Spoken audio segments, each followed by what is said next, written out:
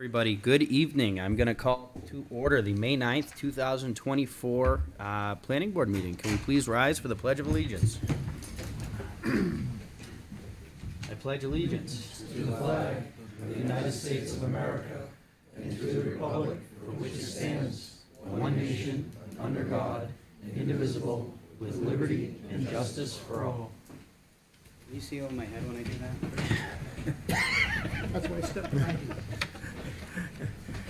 I don't want to. All right. Mr. Chair, we do have 8 voting members, so we can proceed. Fantastic. We get a majority here. What would I do without you, Mr. Rugg? Someone's I'd got to keep forget a all thing or two each meeting. It's all the little stuff that counts. We don't have any approval of minutes. Like I said, I'm going to wait till June to do this month's minutes so we can do them all at once. We do not have any regional impact determinations, discussions with town staff. Nothing this evening. Just the extension Just the request, extension? Mr. Chair, that you have in front of Sure. you. So we, when are they looking to extend this till? The Outdoor Pride site plan is requesting a 2-year extension. Oh, yeah, perfect. So I will look for a motion to request a 2-year extension for the Outdoor Pride site plan. 2 2 years from now. years from now. Yes, so 24, 25, 26 Yeah, 26 of, So- of May May. 9th. May 9th, 2026. so move, Mr. Chair. Second, Mr. I Chair. have a motion and a second. All in favor, please say aye. Aye. Opposed? Chair votes in the affirmative, and their extension request has been granted.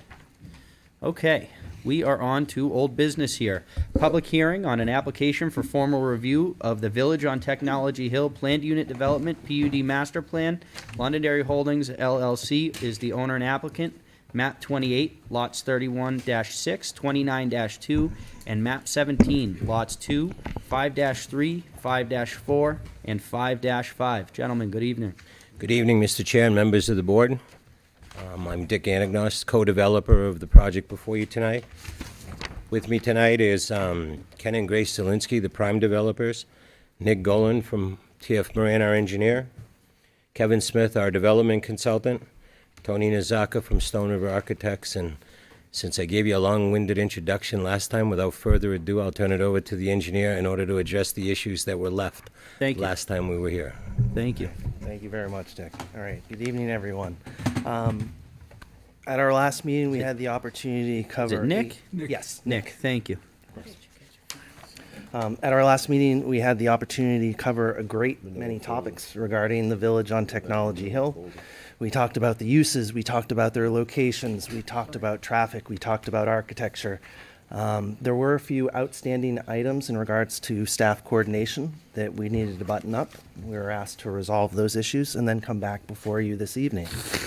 Very happy to report and see it reflected as such in the staff memo that we've been able to resolve those outstanding items. What I'd like to do is just to give an overview of what the changes are to the PUD.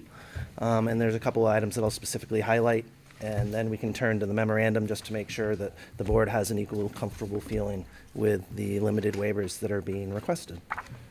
All right. I'm going to go ahead and use our cover letter as our agenda here as far as the items that have been revised. The first item of which is our glossary and abbreviations. We've removed the definition of building height from this. The idea is this is just really a couple of keywords to help the reader throughout the PUD. It's not intended to be definitions or otherwise, so that clarification has been made. Section 1, which is our executive summary, we've added a statement as to the positive fiscal impact study associated with this project. Dick spoke profoundly to this previously, that we have a very healthy net positive that is expected as a part of this project, and we felt it would be pertinent to include that in the PUD. Section 2, planned unit development. We've updated our PUD Excuse me, master Dick. plan. Just one question, Mr. Chair. Can I ask the question as we're Absolutely. going through this? Yes, sir. So the fiscal impact study, Nick, is that the $2.25 million over what period of time is that? Would you mind expanding on that? That's annually. Annually? Okay, great, thank you. And it's the same with the $1.5 million annually? Very good. Yeah, and by all means, if I get a little too quick, just pause me. So thank We will. you. I can count on you for that.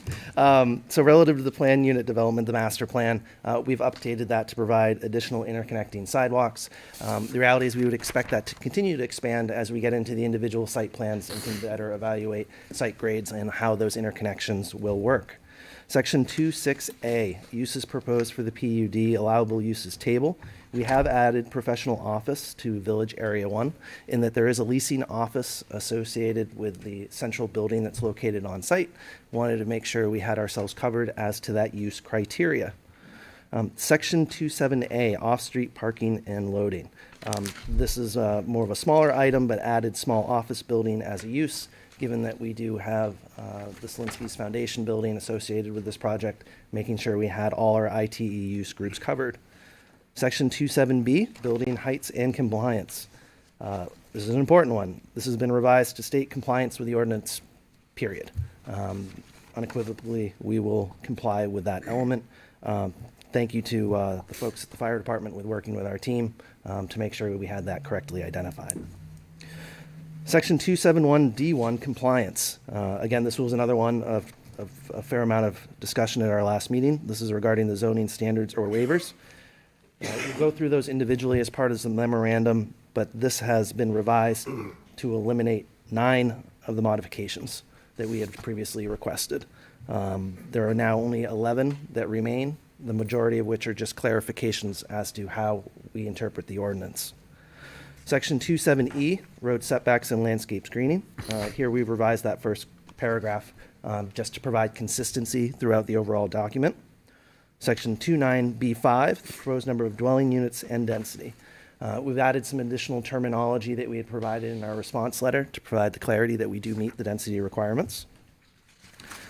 Section 29B8, proposed location and number of parking spaces. We've updated that narrative and inclusion of comparison parking table at the request of the board so that we can see what the differences are between ITE and the town of Londonderry. Those results still show that as a net, we have more parking than would otherwise be required by the town of Londonderry for the aggregate of our uses. Section 29B15, proposed stormwater management. This has been revised to reflect compliance with the town regulations. And that's compliance with the town regulations as written. So we'll be following that verbatim. Section 2918, architectural treatments, waivers or modifications and modified building height have been removed to state compliance with the regulations. And the intent wasn't that we were departing, it was just some more flowery language to make sure it was understood as to what the architects were hoping to achieve with this development. Similarly, section 2919, signage, waivers or modifications and modified have been removed to state compliance with the regulations. Here, this is just, again, providing more detail and clarity as to what the expectations are of the design team. And section 2925, any other information deemed reasonably necessary. We've added the additional language for compliance with LZO 516 and a narrative for school-age children and school impact, both of which were topics of discussion. If I can, Mr. Chair, members of the board, I thought it would be appropriate to expand on section 29B9, which is the proposed traffic impact. There was a request specifically to state, what are we doing? How are we evaluating traffic as part of this project? Please. Yes. We had the benefit of conducting a scoping meeting with town staff, as well as third-party review through Stantec Consulting, whereby it was determined how we would evaluate traffic. That has now been incorporated to the PUD, such that it is clearly stated what we would be evaluating. That then provides the opportunity at each individual site plan to then review the effects of that study in relationship to what's being proposed. The intersections evaluation are on page 48, that being Harvey Road at Technology Drive, Harvey Road at Akira Way, Harvey Road at Webster Road, Grenier Field Road at Redster Road, Grenier Field Road at Kitty Hawk Landing, New Hampshire 28 at Page Road, Akira Way at Technology Drive, Akira Way at the proposed site drive, and Mammoth Road at Page Road, Grenier Field Road, which is unsignalized. I believe it was a specific request of the board to make sure that we had brought forth that information, so I thought it would be important to reiterate that this evening as well. Chair? Mr. Rugg. Yeah, question on the traffic, background growth rate. Can you define that and explain how it's determined, please? That should be in here too, because I think we have an idea, but does the public reading this have an idea what it is? Or if you would see, please see page 47. Background growth rate is established at 1%. That is what DOT has historically required, as well as town staff. Nick, I Although- think what he's looking for, though we may understand what background growth rate is can you explain to the Oh, for public everybody what else. exactly background growth Yeah, rate a is? definition, how is it defined, and how is it determined? Understood. So, Two things. all right, I'll do my best to give you an accurate answer here. So background growth, for the folks listening at home as well as the audience, it's the intent of what traffic is going to naturally grow. How much growth are we going to see because there's new businesses, there's new homes, or otherwise that are going to take place within a given area. That is included in the study so that we're not looking at it through a stagnant lens, so that when we do our look-aheads, whether it's 10 years, 20 years, or otherwise, that we continue to grow that traffic over that time period to account for those other uses that aren't being specifically defined as they've already been constructed or that they've already been approved and are known values as far as what traffic would be generated such that we can include it in our report. Relative to why is it 1%, I wish I had a better other answer other than DOT has historically required that, and other individuals, that being staff or otherwise, have always acquiesced to So that the request. DOT says it's 1% period, and you're supposed to take that as gospel. right? Yes, sir. Can you ask the DOT how they determine it? I will be happy to follow up on that request and provide that answer at a later So when I date. look at Yes, sir. a percentage, I look at it as a fraction. It's the numerator, the denominator. What's the numerator and what's the denominator? Fourth grade math. Understood. Fractions are your friends. I agree. So we'll follow up and get that extra Okay. information for the board. I imagine we'll be coming back before you with site plans, and we'll make sure we have that information ready. Thank you. Yes, sir. So relative to the components of the PUD have changed. It's more in keeping with what was previously requested by this board as well as staff. I believe as outlined in the staff report, the remaining 11 requests for modification are detailed. Should it favor the board, I can go through those individually or, all right, very Please. good. So relative to the Londonderry zoning ordinance, section 513F, residential development phasing, the applicant requests a modification to this section, residential development phasing. The applicant requests creation of up to 200 dwelling units per year from the date of the site plan approval. Goes on to read, that the staff does recommend granting this modification, subject to an occupancy phasing plan at time of construction. So that way we're able to better define that at that time. Section 6, conditional use permits, which is the second item. The applicant requests modification to a portion of Section 6, conditional use permits. Approval of the PUD master plan and its processes for amendments to the PUD supersedes the need for conditional use permits or zoning variances and special exceptions. It reads, staff recommends granting the modification because in accordance with Section 522 of the zoning ordinance, a PUD is largely independent from current land use regulations otherwise applicable to that property in order to promote flexibility and cohesiveness in large-scale development. Administration of a PUD under RSA 674-21, innovative land use controls, is vested in the planning board. Section 412 use table. The applicant requests a modification to section 412 use table. Proposed zoning districts and permitted uses shall be defined by the terms of the PUD master plan in accordance with section 526, plan unit development of the zoning ordinance.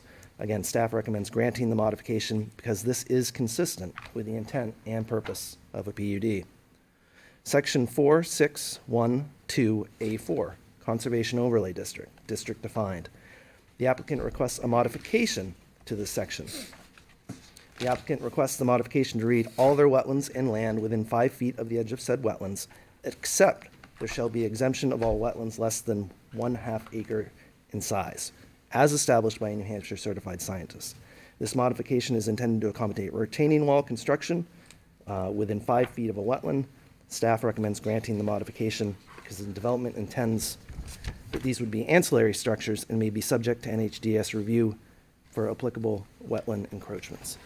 Essentially, we're reducing the amount of buffer zone in that we've aimed to secure larger blocks of unfragmented land in lieu of applying a larger buffer to all areas. So it gives us the opportunity to preserve a larger unfragmented area. Section 517(1)A, Vehicle access and parking, purpose and intent. The applicant requests a waiver of this section. The required number of parking spaces will be determined by the terms of Section 27A off-street parking and loading of the PUD master plan. Staff recommends granting the waiver because this is consistent with the intent and purpose of the PUD. I will pause there. Are there any specific questions, comments, or otherwise relative to the table that was provided?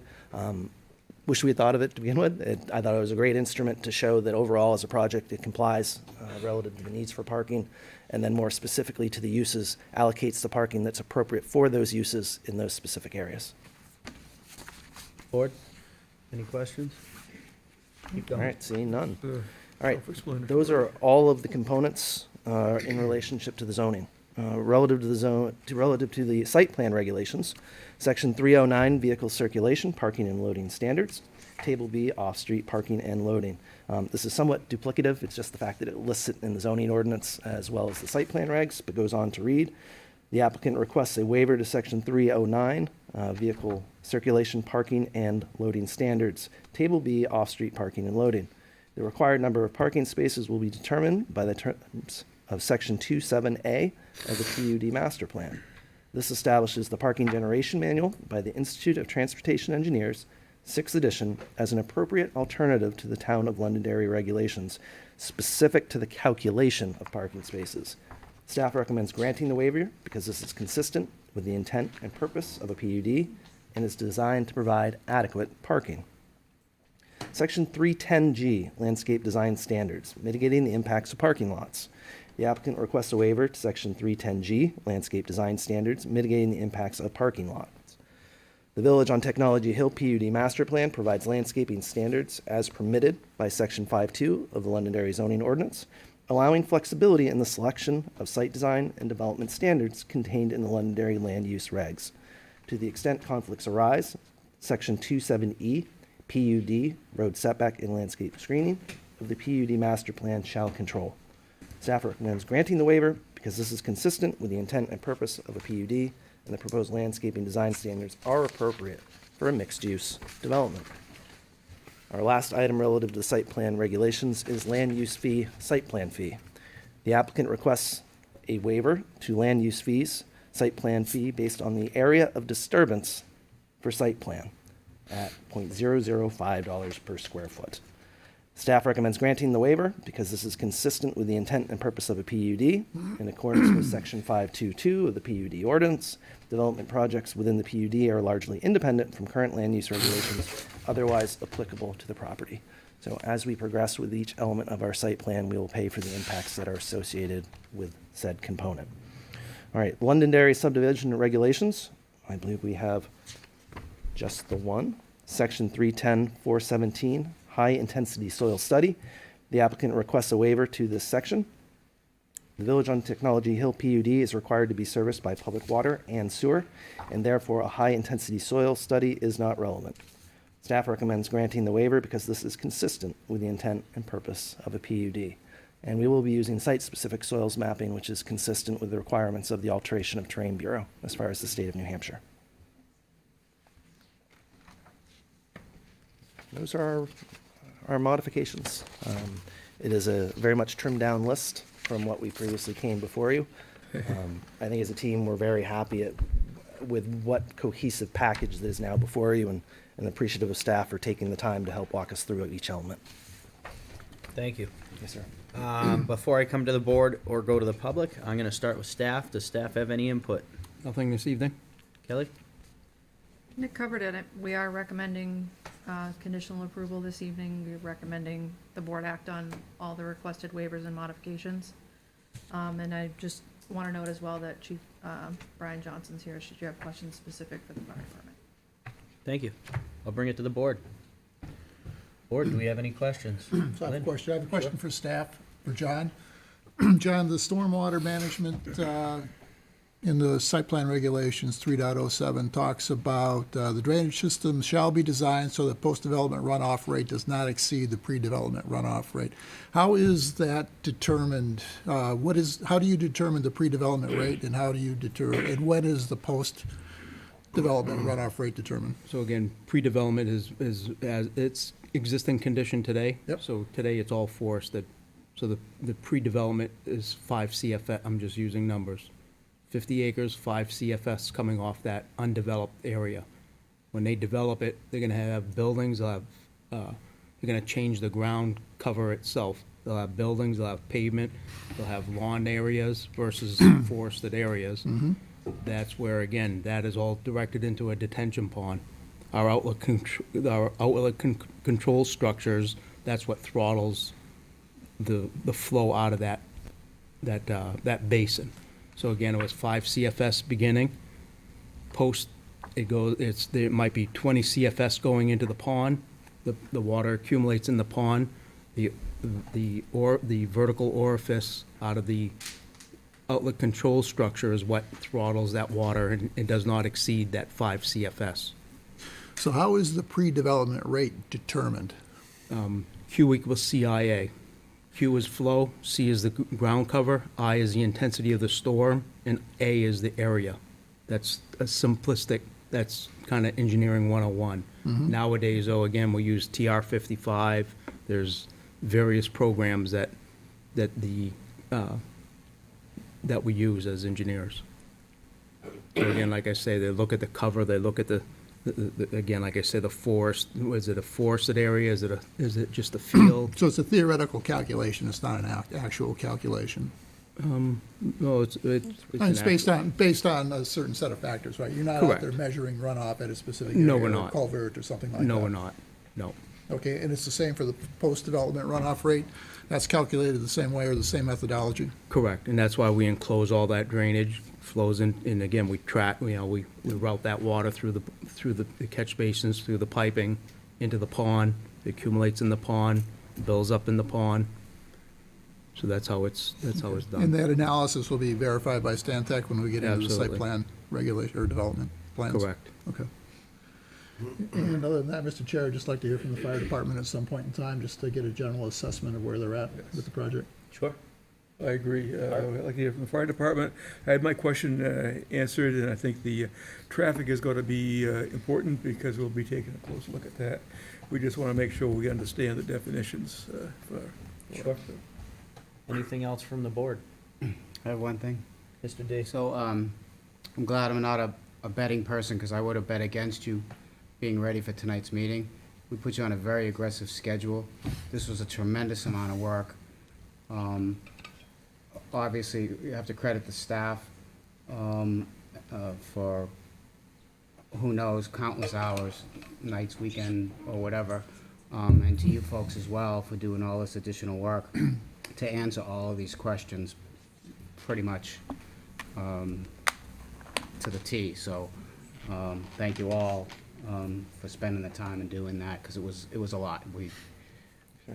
You got hammered pretty good, and you rose to the occasion, so. I think it's some good teamwork. Yeah, working and I too together. would like to hear, we have a letter dated the 29th of April from the fire department. I'd like to hear if those items have been addressed. as well. Sure. Brian, I'll have you come up in a minute once we finish up with everybody. Anything on this side of me? Gentlemen? No, just want to echo Tony's comments there. Also interested in learning, and hearing from the public this evening. And if you had any conversations with the public throughout this process, and positive, and and anything of that nature, that would be nice to also hear, and how you will continue to work with the public. So. Would you like me to answer that specifically right now, Jay? Or Mr. Chair, excuse me. So abutter coordination has been large part handled by one of our consultants, that being Kevin Smith. Kevin's reached out to several stakeholders to make sure that there was clear understanding as to what this project is intended to be, where it's located, and making sure that any potential falsehoods could be easily unraveled. I know one specific concern from one abutter was in regards to, are we going to have smokestacks? Is there going to be some sort of discharge from any of these manufacturing facilities? And the answer is no. So it was the opportunity to really allay a lot of those concerns. Thank you. Kevin, is there anything you want to add to that? Or are you comfortable with what Nick said? Thank you, Kevin Smith. Nick summarized it pretty well. After one of the initial conceptual meetings a while back, I stopped by Merrill's farm and had I think a productive conversation with Ken Merrill during that time. By the way, he's got great eggs.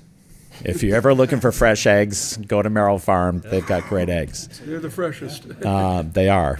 But no, Ken and I, we had a good conversation. Again, his concern was about emissions coming from any of the industrial buildings, which there aren't, and that there be a large enough buffer between this development and the farm. And when he looked at the kind of the new conceptual layout, I think he was satisfied with that buffer there.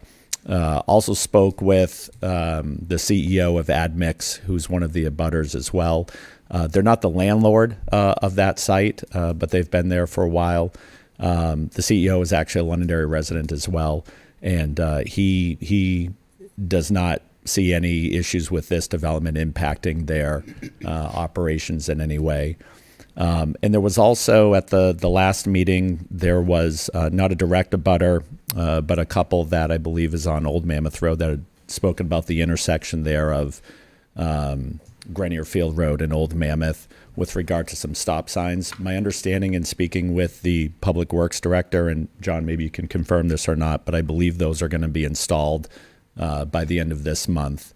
So he said that the town was working on that.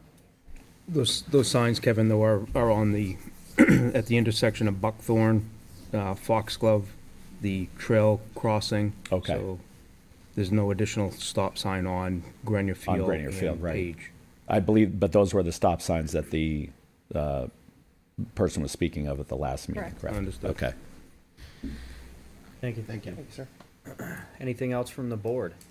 I'd just like to say, I was looking through the letter of support from the airport, and I'm just happy to see that this falls within a zone that wouldn't be of a significant decibel to the people that are living there. So that's good to see. It's good to read the rest of the support of all the things that's been thought about in regards to this project. Thank you. Just a couple numbers I wanted to go over real quick. At full build-out, was it about $2.1 million a year that would be revenue from this development at full build-out? I think Mr. Wiles pointed out that it was 2.5 million. I don't have it 2.5. directly in front of me. 2.5, 2.1, 2.5? Go back, it's in the, Yeah. Yeah, I kind of recall 2.5, but. 2.25. 2.25, okay, perfect. Perfect, right down the middle. And then, reading through some of this, you have an estimated building construction cost of full build-out is about $160 million, is that correct? Yeah. That's correct. Yes, And that would be generating close to $1 million in revenue through building permits throughout the process alone. correct. What is your anticipated, obviously, there's still plenty more to go through, but what's your anticipated start date and finish date for a project of this size? I can try and assist with that. Start date, as soon as we have authorization to start, we'll be looking to get out there. We have the benefit of having a construction manager involved with this very early in the process, so it's really aided us with developing schedules. What's the timing for this to be bid so that things can move forward? Ideally, I believe we're in I want to say it was a 60-day window after approvals, so look in Bruce's general direction. Would you mind speaking? If you to could this come for us, up, Bruce? sir, please. Come on up. Have your Thank you. 15 minutes.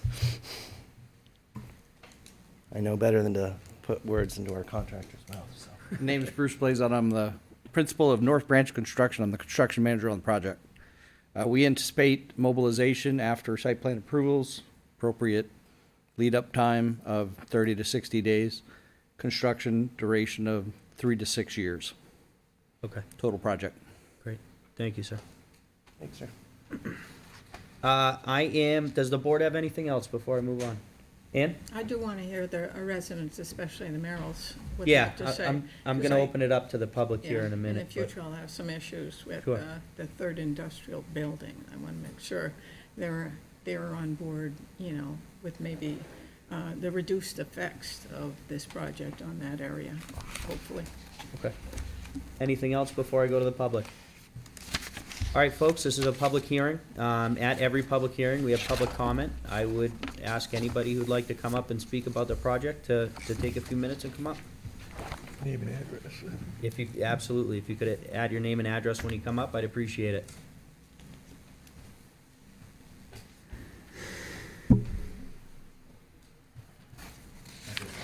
Officer Dan, how are you, sir? Wow. Name and address, please. Daniel Bouchard, 8 O'Connell Drive. I guess I have some concerns about the project on the impact with the schools and the services. They're looking to build 200 units in 1 year? Up to, yes. Up to 200 units. And- What do we allow under our regulations Nick, what's full currently? build out? 463? 439. 439. 39. 439.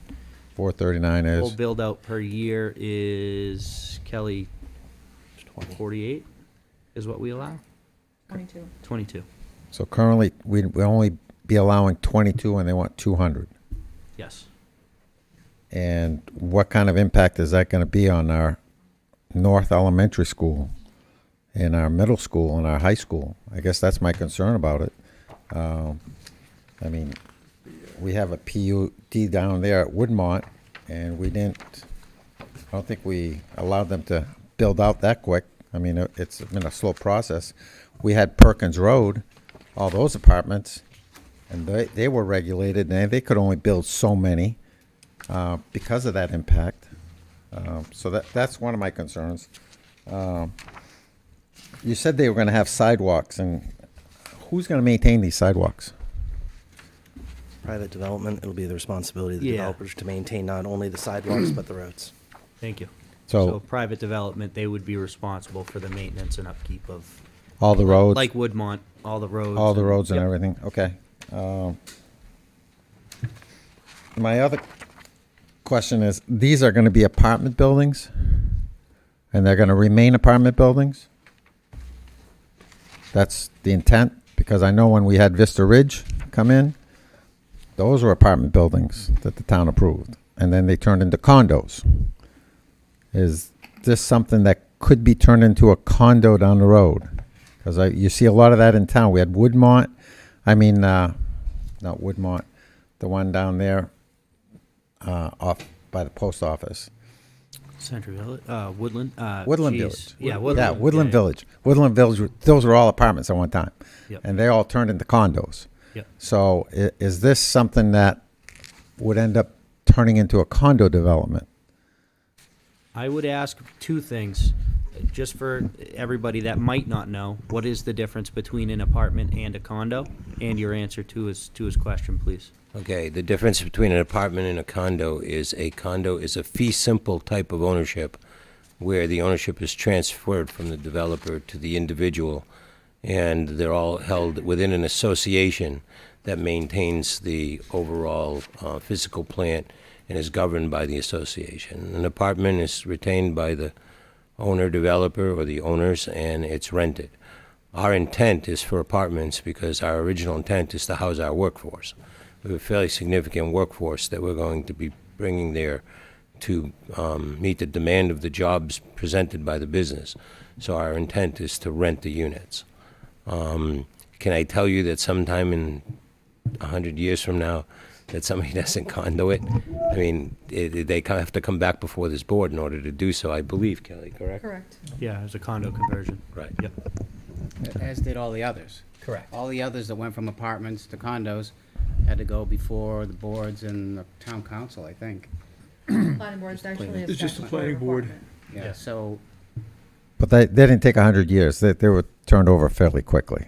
So that's my point, is that, I know the intent. Vista Ridge started off as condos. They didn't get converted. I guess, I'm sorry, is it okay? Yeah, go ahead, Tony. So, is that bad? Are you saying? I'm not that saying if it's bad, rental Tony. And then it's condo, then is that a bad thing? No, I'm not saying it's a bad thing, but I'm saying that, a lot of times we hear, we need affordable housing, I don't know, up there, it'd be nice if maybe, I don't know if they even thought about this, starter homes. You know, put starter homes up there. That would have been nice, because trying to get a starter home in Londonderry is very difficult. You know, trying to find a place to live in Londonderry is very difficult because, you know, it's so expensive. I mean, you've been in real estate, and, you know, so has Giovanni, and, you know, it's prices have gone sky high. So I can understand that, you know, you want to do housing for workers, and that's fine. But when you take apartment buildings that somebody is paying probably $1,800 a month for rent, and they convert that into a condo, where does that leave the poor person that can't afford to, you know, the down payment and buy the condo? And, you know, that's what I'm looking at. That was my concern. Thank you. Okay? Thank you. Thank you. Could you both talk real quick? I know it's in our study here. Can you give us a kind of a 30,000-foot view on the school district, the impact of the district, and what the superintendent had discussed with you? Certainly. I'll direct you to Section 212 of the PUD, 212A1, school-age children and school impact. Page is that on? That is on page 79 of 80 of your PUD. It is noted within here, enrollment in the Londonderry schools has been declining over the past decade. Students from the Village on Technology Hill will actually help to stabilize those enrollment numbers. Directly from the superintendent of Londonderry School District, they do not believe the estimated school children will impact the schools as adequate capacity exists at all grade levels. So we appreciated the feedback from the board last time and made sure that that was addressed within the PUD. And if you'll note in the fiscal impact study, the school children and the cost of those children are considered in the impact study before we end up as a net positive that you astutely pointed out earlier. Thank you. And you're projecting 1.17 public school students per unit? 0.17 publics, yes, that is correct. 0.17, yes. Yes, sir. 0.17. So That's not their standard. Kelly, could you, That standard comes from the New Hampshire Housing Finance Authority in a report that they publish. That is the standard used across the state. That's correct. 0.17 for multifamily, and then it's 0.65 for single family. so that's like 40. It's about 55. 55 children, I believe, is the number. Yep. 55, Across yes. all grades. Correct. That's And- spread across 12 grades. 12, just, and to be clear on that, that's 12 grades. It does not include the kindergarten, which is technically not a school-age child. Yes, I Thank you. correct. Yeah, Yep. that's probably in the weeds. I would say that's an Yeah. accurate Yeah. statement, yes. Thank you. Because, yeah, define school-age children. It's a- Drew, can you just hire their microphone a little bit, the applicant's microphone, please? Anybody else from the public?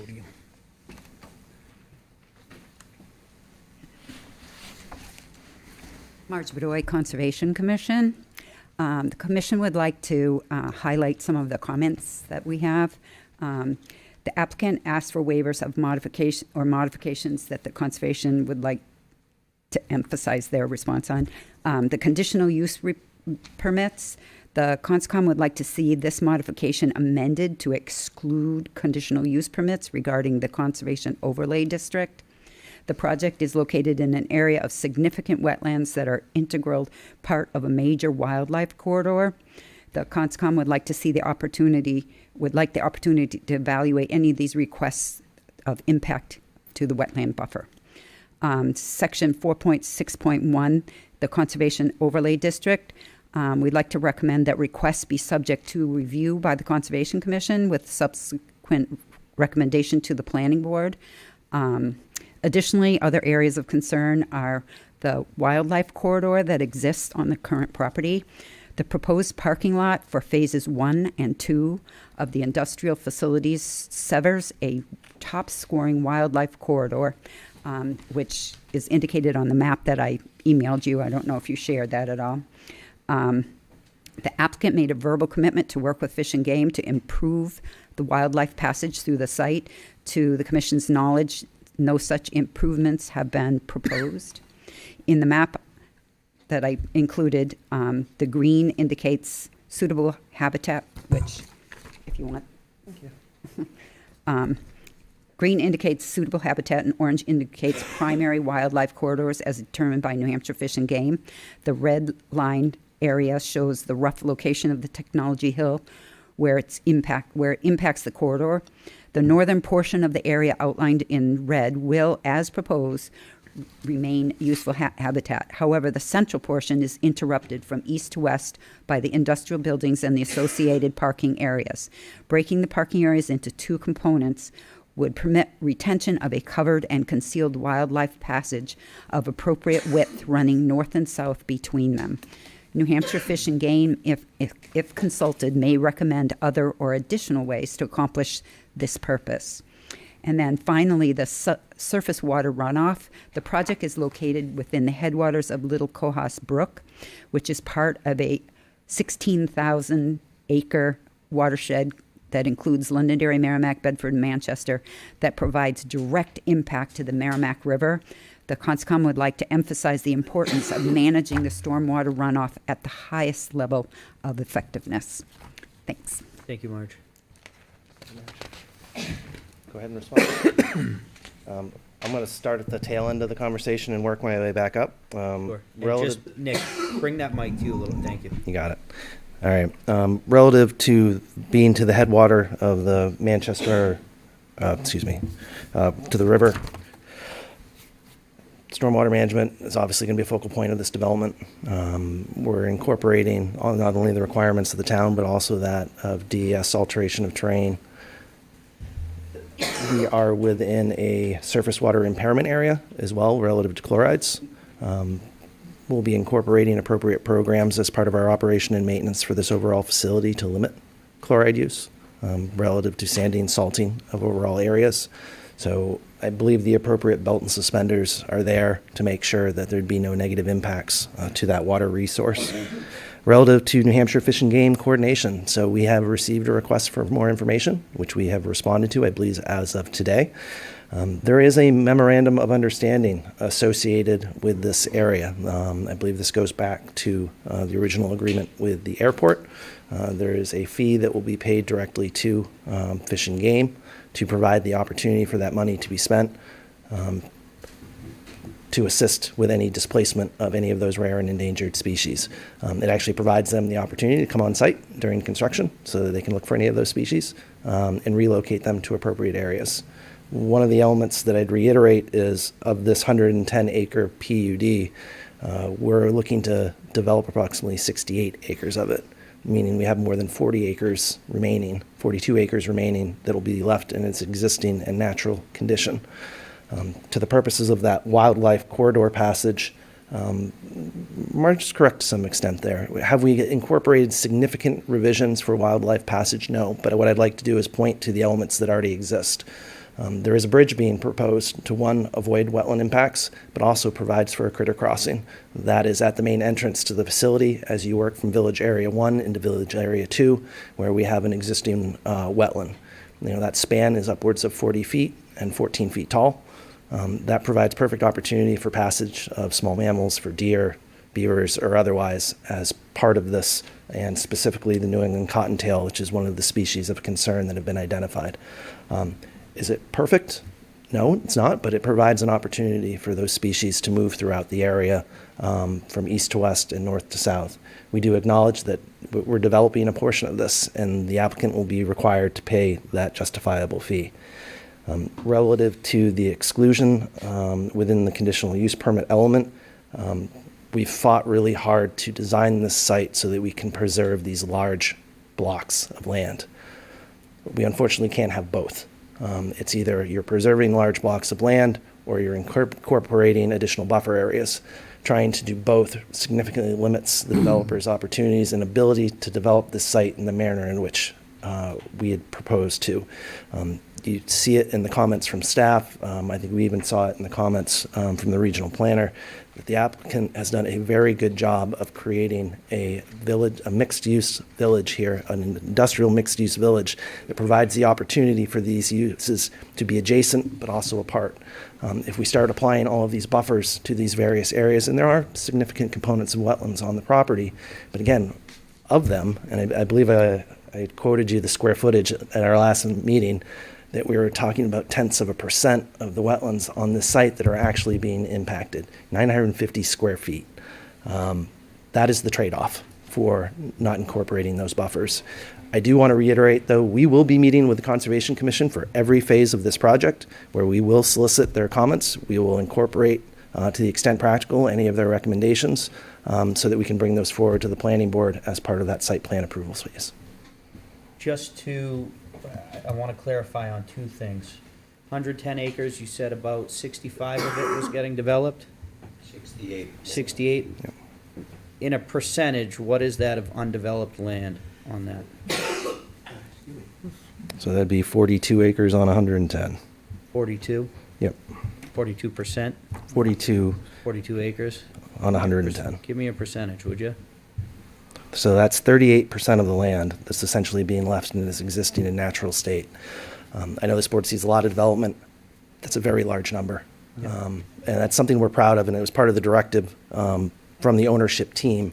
And you read it throughout this PUD, the types of open space, whether it's conservation open space, it's active use, the center green that's in the middle of this project. It's really hard to incorporate an element like that with also applying other buffers or otherwise to the surrounding area. And if, I know we talked about this last meeting, there's under 1,000 square feet of wetland impact That is on a correct. 110 acre development, correct? Yes, sir. Thank you. Anything else from the public?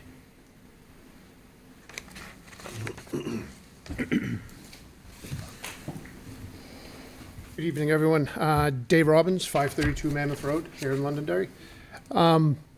So last month when we talked about this, I think I kind of lacked a little focus on what I was trying to say and what I was trying to present, to the board about my concerns. I'm going to try to do a little better job this go around. So I'm here really to talk about kind of the impact of this development on the north end of Londonderry, infrastructure, services, things of that nature. We said we want to hear from the fire department. I look forward to hearing from the fire department on the impact on operations, if there's anything additional they may need. The superintendent addressed the schools. I had one quick question about the .17 being a state kind of number.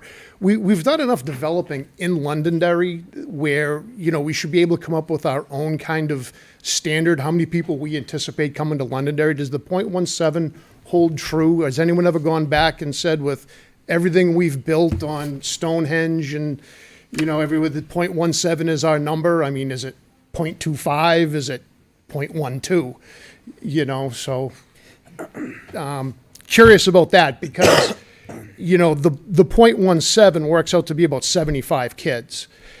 If, we're better than we think and it's 0.25, that's 110 kids, right? So, you're talking a bunch of extra kids over a broad range of development because we're growing pretty fast, obviously. So that's kind of just my comment on the school district.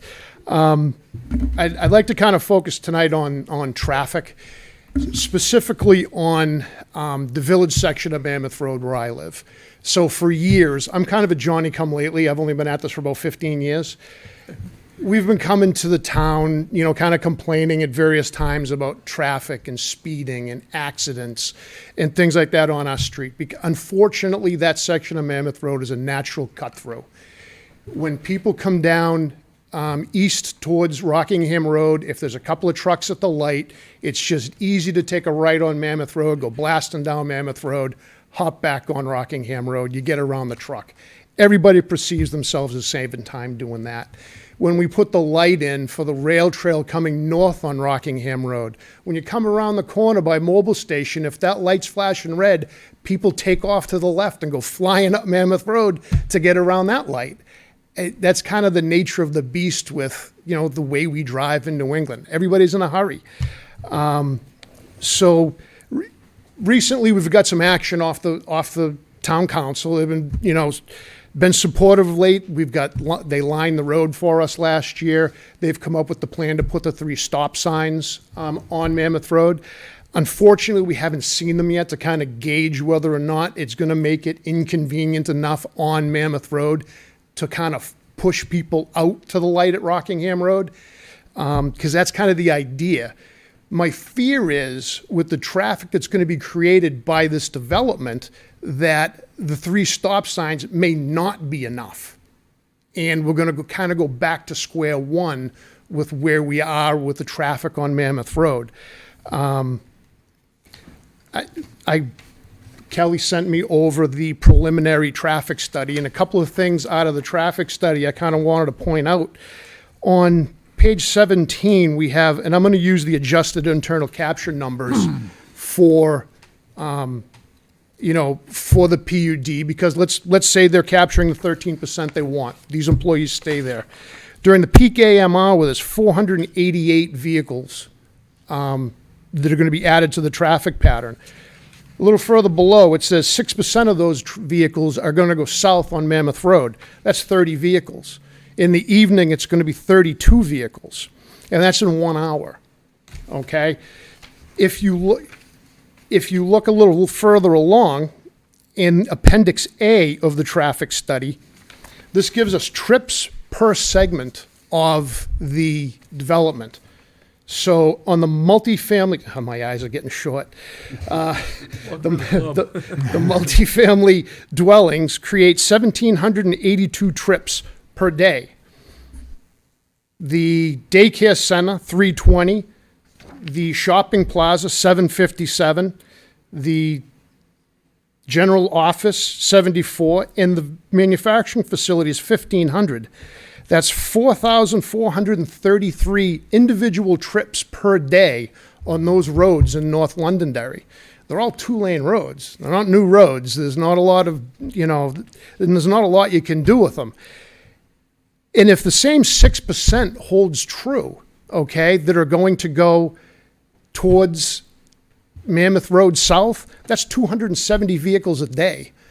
Additionally, on top of what's doing it now, plus our 1% growth over the next 10 years. I looked at the numbers for 2035, extrapolated out, and they're big numbers.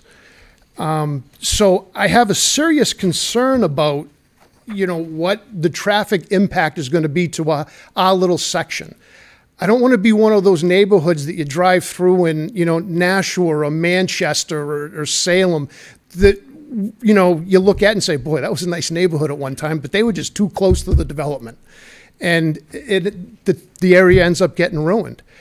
I really ask that we incorporate something into this plan that kind of once and for all takes a definitive action to preserve this area of Mammoth Road. We've come to, the town before we signed a petition to put up a gate. We had proposals to make north on Mammoth Road right turn only and east on Pettingill no right turn. That forces everybody to the Rockingham Road light. Unfortunately, we got no traction. I don't know if it was a money thing or what it was, but I'm asking you, I think with the volume of traffic for this one development, plus the other developments that naturally are going to come along in the area, we're going to increase traffic enough. It's going to remain a significant problem for us. And I think it's a problem for every resident and every taxpayer on Mammoth Road. So thank you for your time. I appreciate it. Thank you, sir. What I would say in response, Mr. Chair, is although I think it's a good clarification that the PUD master plan sets the framework of how the traffic will be evaluated.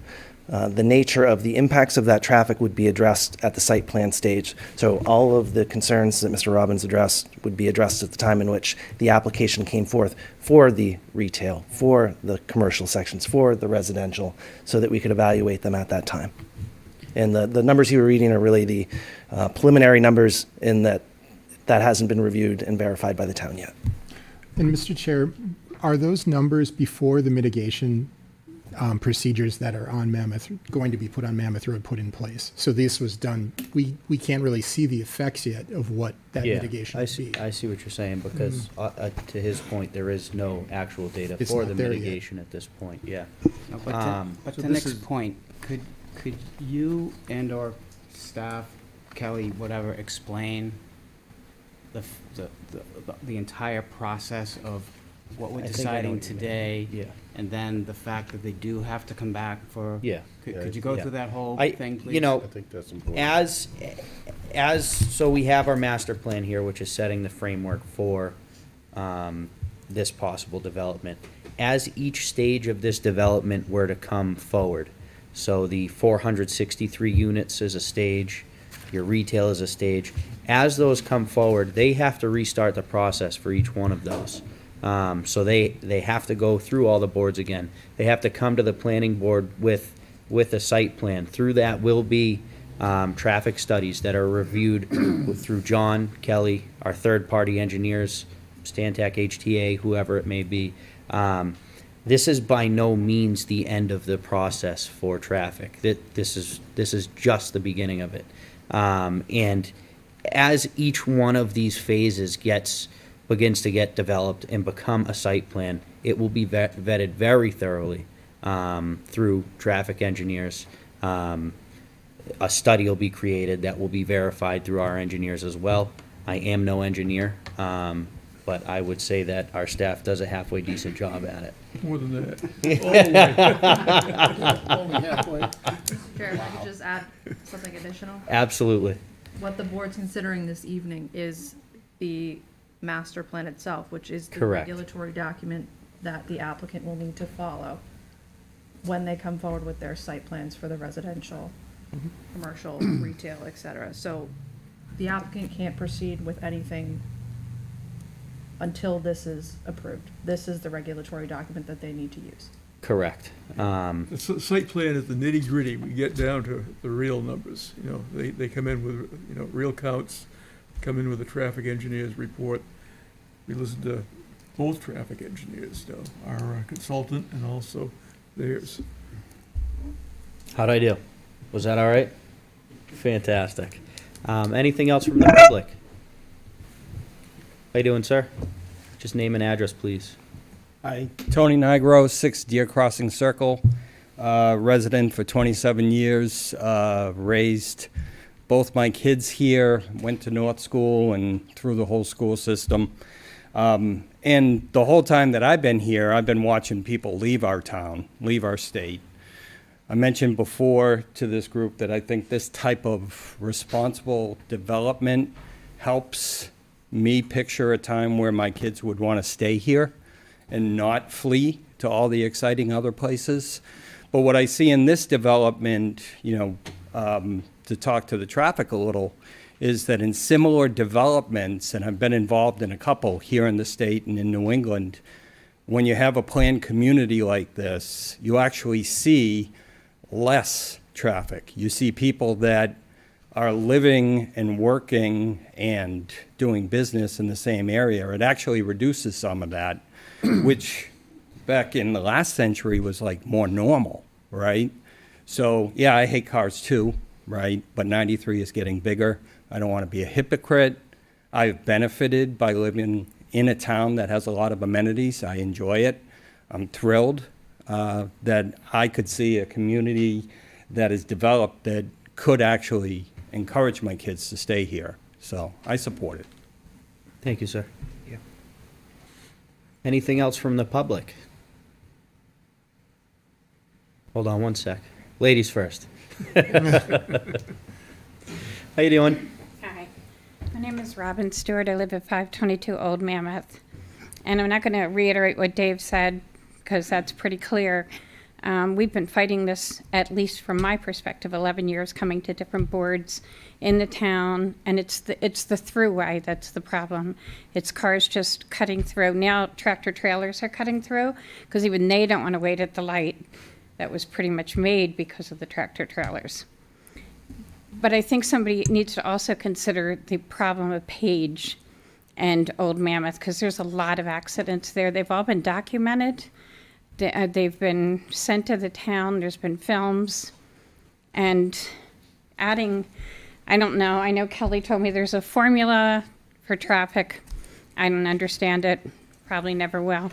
What I do know is doesn't matter if you put 439 apartments there, you're gonna have a lot of traffic and they're all gonna cut through. That's what's gonna happen. So I just feel like everybody has a right to develop their land, I get that. And should they all have exceptions? Should everybody be able to buy a piece of land and then go, oh, well, I want to do more on it, and I want to put more on it. Oh, and I want to do this, and the town just keeps saying, oh, okay, we'll let you have this, and we'll put another variance here.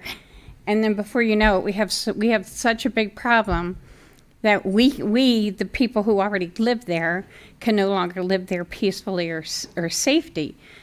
You've got the rail trail right on Old Mammoth. It's already a mess. So you add 439 apartments. I just don't understand why everybody doesn't think that's going to be an issue. And I'm just wondering why we need to rush.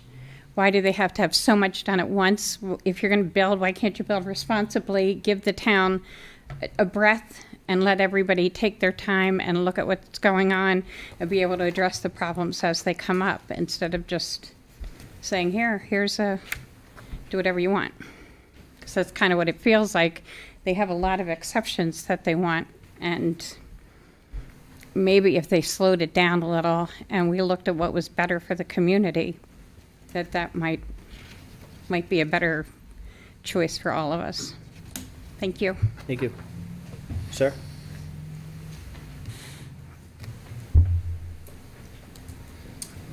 Good evening, ladies and gentlemen. My name is Mike Darland. I live at 4 Redfern Circle.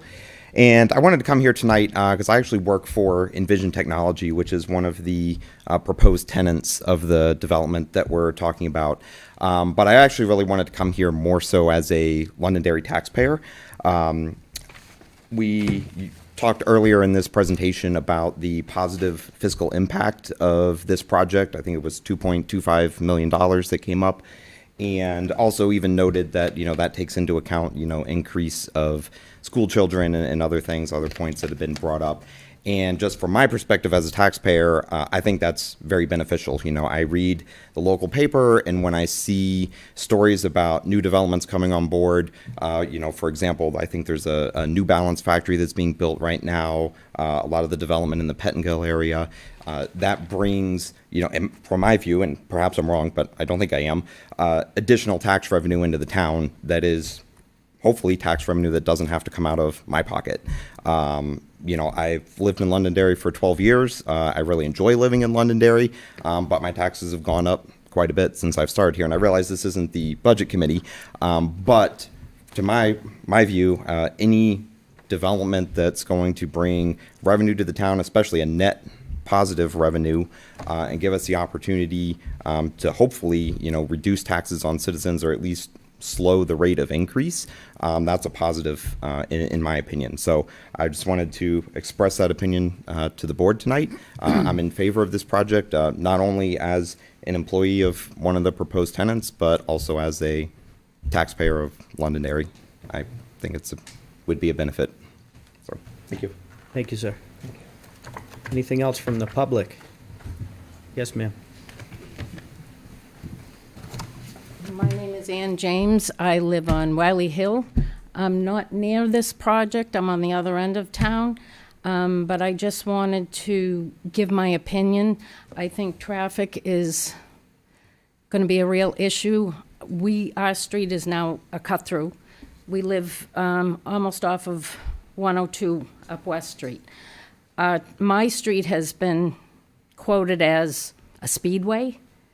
Everybody cuts through my road. The building is not nearly what it is going to be up here. And as the woman before me said, I think if the council would consider the people already living here, and to consider what their quality of life would be with all of the new traffic coming into town. I get the revenue. These guys have worked extremely hard, but please consider the people that already live here when traffic in town is a parking lot in a lot of areas, and it's getting worse. We have building going on all over town.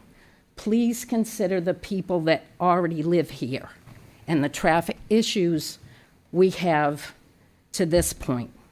And the building is still going on, so traffic is just going to multiply. Please consider the people that already live here. Please. Thank you. Thank you.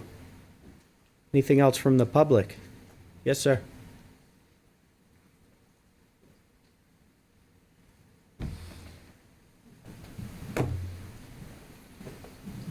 We're going from...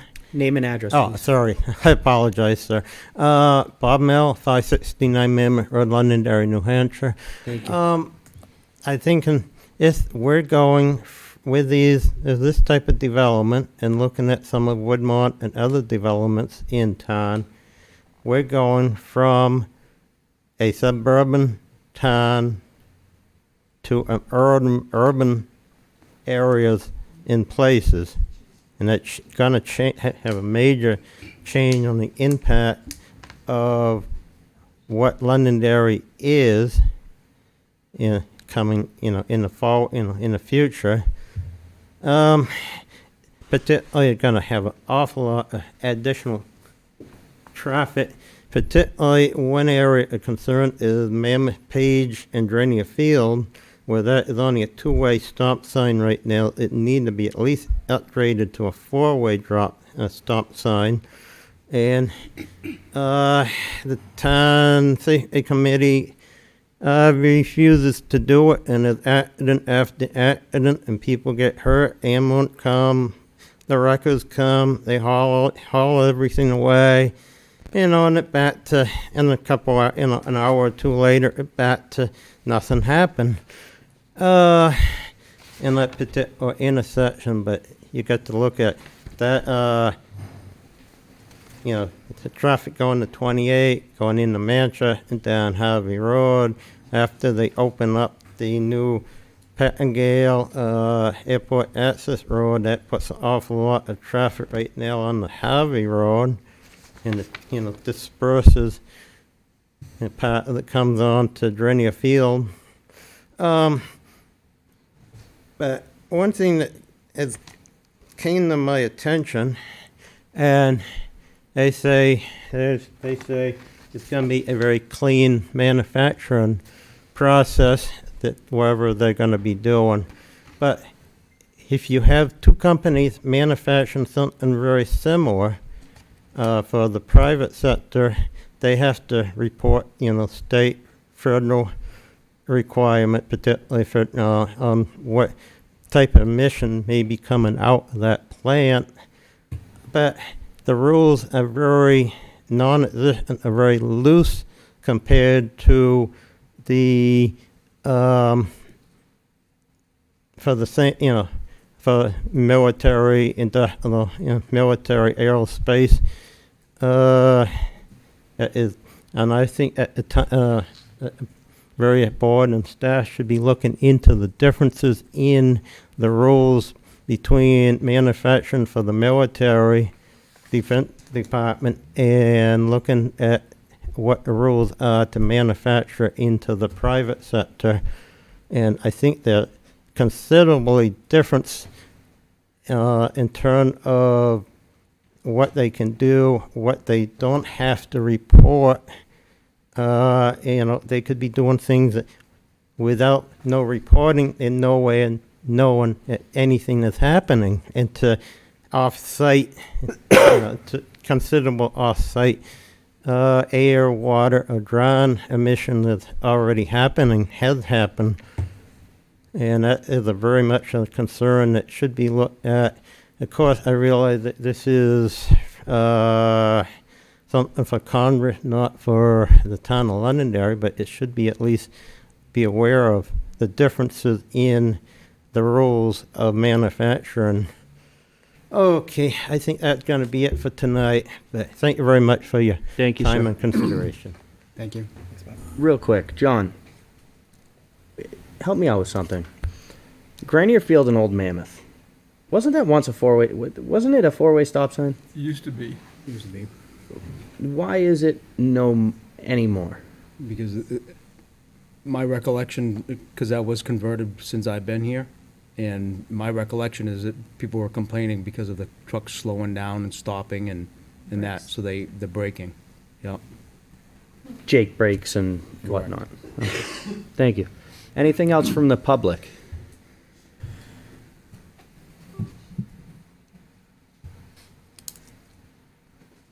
Hi, Kevin Zinn, 7 Cardinal Circle. I've been in town for a long time, seen a lot of development projects come through, and this one kind of caught my eye as one that kind of is a total package, provides some, housing for workers, provides a good place, it's preserving open lands for the town, which has always been important to us. It's in an area of the town that is going to have a low impact on the general town as well. The tax impact is, being net positive is a plus. I raised my kids, put them all through school. Now it's my wife and I in the house, and the town has done a real good job over the last, since I've been here, of trying to stabilize the tax rate so that, as a retiree and a guy that's, getting towards that time in life, that I can stay in my home, that, the taxes haven't got to a point where, I have to leave and bring in a young family that has another impact on the school system and stuff, and, that I can stay here. So I'm in support of this project. I think it's a good fit for that area. And that's all I got to say. Thank you. Thank you, sir.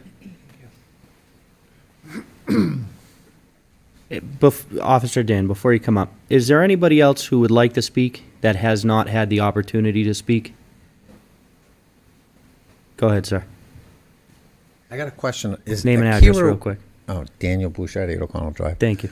Is Akira Way the only road that's going to be in and out of this project? I believe it's both Akira Way and, for lack of a better terms, the entrance to the school district right Kitty there. Hawk. Oh, Kitty Kitty Hawk. Hawk. Yep. Okay. I don't know. I don't know what the layout of that property is. I don't know if there was another route maybe that they could also put traffic out, maybe towards 28 by the yard, the brewery. I don't know if they abut that 28 area or somewhere else. No. So that was my question. Thank you. All right, anything else from the public? Seeing none? Chair, I have a couple Oh, yeah, thank you very much, Lynn. There's the letter from the airport director in the PUD itself. And I hope you don't want me to read that. Up to the board. So listen to me drone on. Yeah, these two before you instead of decide you on having the to third. read all of them, I'll have somebody else read a third. So, Mr. Chair, I have 2 letters that were submitted to the board for public comment. The first one was submitted by Caroline Schulze, 587 Mammoth Road, dated May 5th, 2024, regarding Village Technology Hill development to the honorable members of the Town of Londonderry Planning Board. When Londonderry Holdings LLC came before the zoning board to request a variance to build residential units on property zoned industrial, I was opposed to the idea. Thankfully, the zoning board members were of the same mind. Now you are being presented with essentially the same plan packaged as a PUD, so again, I am expressing my opposition to this plan. If you zoom out slightly from the property proposed for residential units, you will find yourself either on the airport runway or amid the industrial slum along Harvey Road. This is no place for anyone to live, workers included. Zoning regulations are very important to protect the quality of life of Londonderry residents. Developers need to respect the regulations, not try to find ways around them. PUDs are trendy now for large development projects. They are a mix of residential and commercial uses, such as retail, restaurants, and medical offices, for example, Woodmont Commons and Tuscan Village. These PUDs are not housing mixed with factories. I urge you to please not set a bad precedent by approving a residential industrial PUD. The sheer number of apartments being proposed, over 400, would completely overwhelm our small corner of Londonderry with too many cars on the roads and too many kids going to North School. 40 condo units are already in the pipeline for Page Road. Our neighborhood will have more than it can handle with these new units alone. This PUD plan is just not a good fit for the area. Thank you for your consideration of my opinion on this proposal. Respectfully signed, Caroline Schulze, co-owner, 587 Mammoth Road. The second letter I have is submitted by Jeff Rapsis, the Executive Director of the Aviation Museum of New Hampshire. The letter is dated May 8th, 2024. It is addressed to the Londonderry Planning Board, 268B Mammoth Road, Londonderry, New Hampshire, 03053. Dear Planning Board members, please accept this statement of support regarding the Village on Technology Hill Plan Unit Development, PUD, Master Plan of Londonderry Holdings, LLC, owner and applicant, map 28, lots 31-6, 29-2, and map 17, lots 2, 5-3, 5-4, and 5-5. This letter is intended for submission during the public hearing on this project scheduled for May 9th, 2024. The Aviation Museum of New Hampshire, a 501c3 nonprofit organization located near the proposed project, wholeheartedly supports the Village on Technology Hill development plan. As a local service organization that depends on public support and interaction, we welcome development in our area that encourages a sense of community and ownership, which this plan does. Bringing a community of residents to our area of town serves the community's long-term interest. It fulfills a crucial need for local housing, enabling further commercial development. It will also provide a local base of support for our organization. Residents of the proposed development, for example, would be encouraged to use our grounds as a starting point for use of the Londonderry Rail Trail, due to be expanded through the area in 2025. Commenting as a long-term member of the North Londonderry community, the zoning for our area does not reflect modern development patterns, allowing for integration of residential and business uses. The Aviation Museum sees the villages at Technology Hill and its combination of housing and industrial development as a positive development for our area, as well as for the community and its quality of life. We recommend that it be granted approval. Thank you for accepting this letter of support. Respectfully submitted, signed, Jeff Rapsis, Executive Director, Aviation Museum of New Hampshire. Thank you.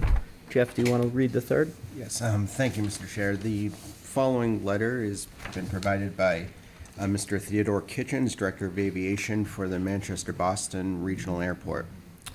It states, "Dear members of the Londonderry Planning Board, I am writing to express my support for the proposed mixed-use development, known as the Village at Technology Hill, currently under consideration by the Planning Board.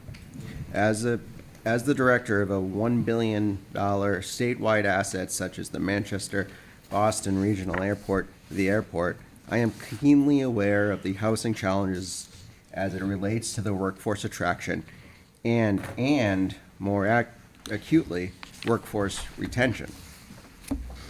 Not only has the housing shortage risen to the level that prices have become detrimental to airport employees directly under my care, but also to the employees of our airlines and business partners that support airport operations, such as our concessionaires, our rental car companies, our passenger service providers, an example, parking management company, wheelchair assistance, etc., and our federal agencies such as the FAA and TSA. Very rarely will a workforce topic not end up being a conversation about the housing shortage in New Hampshire. Left unaddressed, I fear this shortage could begin to erode the level of service we provide to the flying public. The solution to the housing shortage can no longer be viewed in isolation. No single community can build the 23,500 housing units needed today, much less the estimated 60,000 units needed between 2020 and 2030, and the 90,000 units needed by 2040. Based on estimates from the New Hampshire Housing Finance Authority in the 2023 New Hampshire Statewide Housing Needs Assessment. It will take each community doing their part to help address the situation in a timely, sustainable manner, and I appreciate the efforts of Londonderry has made thus far to address the shortage. While the project alone won't solve the housing crisis we find ourselves in, a mixed-use development of this size will be beneficial to the airport in several notable ways. 1. A project like this is exactly what airlines are looking forward to hearing about when I meet with them and discuss why they should be flying to or increasing their service at the airport. It is important to note that 70% of residents who fly out of Manchester live within 20 miles of the airport. 2. The substantial private investment that this project represents helps underscore the pandemic-induced in-migration patterns that airlines are keen to hear about. Number 3. This development will accommodate visitors from out of state who will be doing business at Envision, especially our military personnel. Number 4. The manufacturing activities associated with Envision will help generate additional cargo shipments that assist the airport in capturing entitlement funds from the Federal Aviation Administration that are tied to cargo activity levels. Number 5. The provision of a child care facility close to the airport will provide another option for 2,000 plus employees working at the airport who need this critical service, especially during off-peak hours. Many first-shift airline concessions and federal employees arrive at the airport between 3 a.m. and 4 a.m. to prepare for the early morning departing flights. Thus, their schedules do not fit neatly into the 8 a.m. to 5 p.m. work hours that many child care facilities cater to. Providing a convenient facility that supports the workforce of a critical element of the transportation network serving New Hampshire increases the pool of applicants and makes their employment at the airport possible. In closing, I should note that having residential units near the airport does not diminish the airport. However, close attention will need to be paid to ensure that the residents within the village are aware that they will be living near an airport and that aviation noise will be present. As currently proposed, the development lies outside our 65A weighted decibel contour DNL and thus is compatible with aviation activities. Thank you for your time, attention, and consideration of my letter. Should you have any questions or concerns, feel free to reach out to me directly at tkitchens@flymanchester.com. Sincerely, Theodore S. Kitchens, Director of Aviation. Thank you. Okay, those were our 3 letters. Before I close public comment, we'll come back to the board in a minute, Ann. Before I close public comment, does anybody have anything to say real quick? Seeing none, I'm going to close public comment. Ann, you had your hands up. Can we hear from the fire chief? Absolutely. Can I let Ann talk first and then I'll, Yeah. Thank you. Why don't you go and then I'll finish it on. Chief Johnson.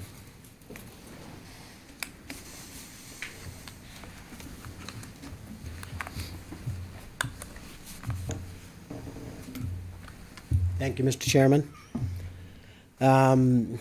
Do you want me to discuss my concerns first? Do you want questions? How would you like to? Does the board have any board-specific questions? So there's a letter in the file from the chief about, dated on the 28th or 29th of April, that I'd like to hear if those items were addressed or not. Are you aware of that letter, or have you Yes. seen it? Yeah, is that the one with the traffic calming devices, the height of the buildings? Yes. The traffic calming devices hasn't been addressed as of yet, but that would be taken care of during the site plans. It was just a comment to put out there. As we've discussed previously with Old Mammoth Road, speed bumps don't work well with fire trucks.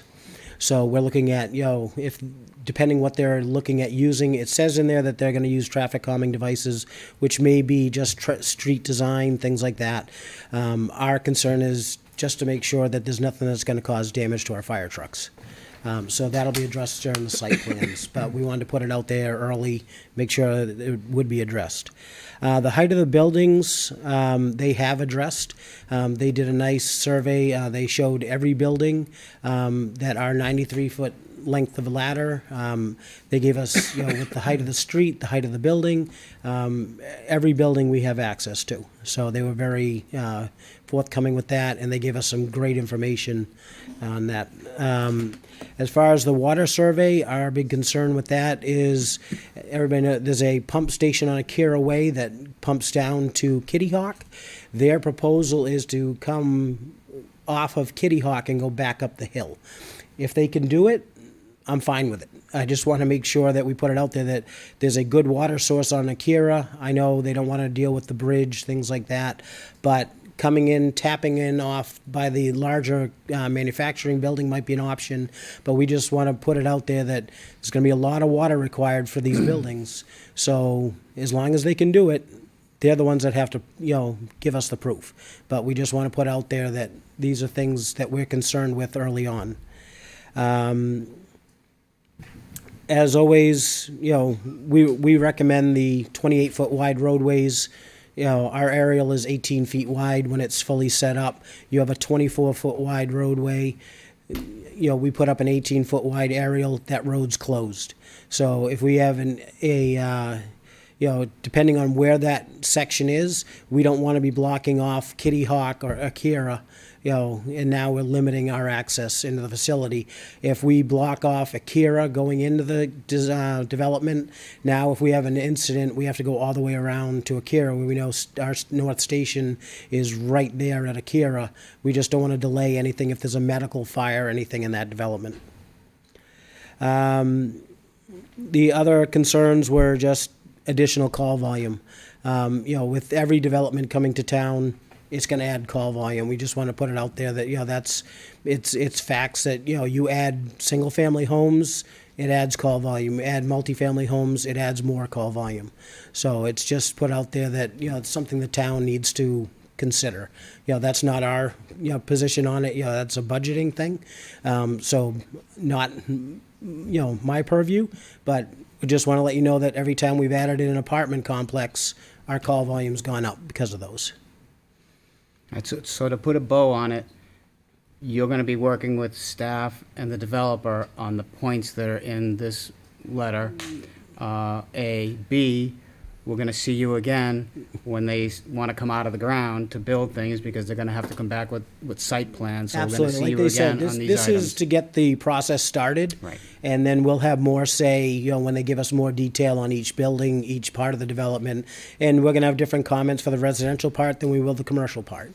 So we'll deal with those as they come forward on the site plans. Thank you. Thank you. Ann, did you have a question for Chief Johnson? No. Okay. Anybody else have a question for Chief Johnson? Chief? I think Brian covered things good. He answered my questions, so thank you. Thank you, Chief. Oh, thank you. Ann, I know you've had your hand up for a little bit there. Yeah, I had just a couple of concerns. Last week, we had a no-pass through the board about a development going on the Londonderry border with Manchester, right above this project. We're above the Insight Technology, butting right there at the top of Navigator Way, 70 units of housing that'll come before Manchester's Planning Board, I think June 9th or 7th or something like that. We have to consider that traffic too, because it's right there. I see the benefit of this project, I really do. But I just hope that you can find it in your heart to work with the conservation and get a contiguous wildlife corridor through the property, not just one section of it, a contiguous through the property. And hopefully it'll go down to find their way through Londonderry. We love living in Londonderry, where the wildlife comes into our backyards and all. I'm worried about the down migration from upstate stopping because of all the development. I mean, I see on Pettingill Road, people can they can get let's see.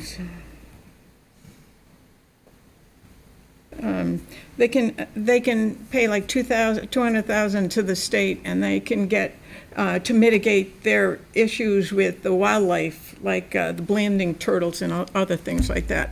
But this town of Londonderry doesn't get any kind of mediation for that, you know?